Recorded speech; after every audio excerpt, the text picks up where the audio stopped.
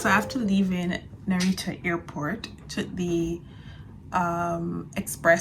local express train to the Skytree station and then walked to One Tokyo. So that's actually quite easy. It wasn't too hard to understand because it was both color and number. So if you know the stop number or the color, it's easy to kind of understand the route.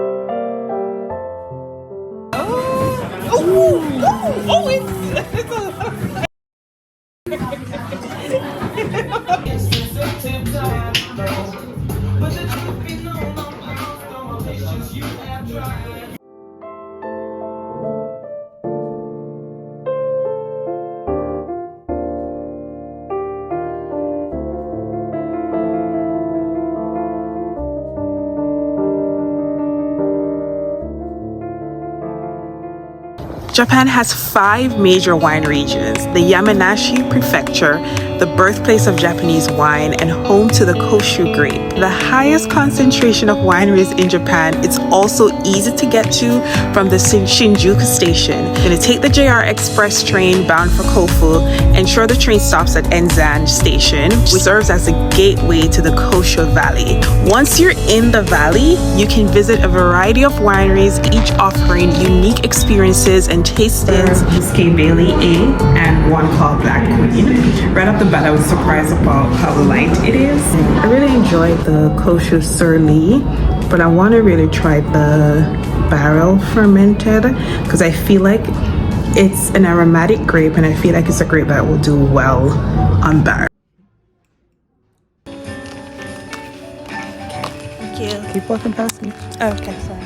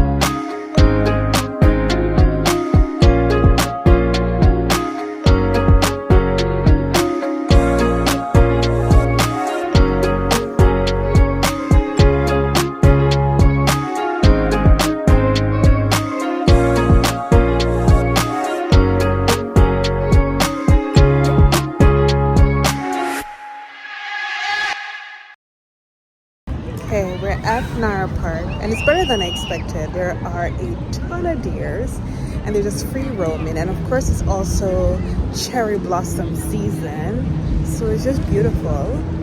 And they're not fighting too much but they definitely want their food. There's one coming.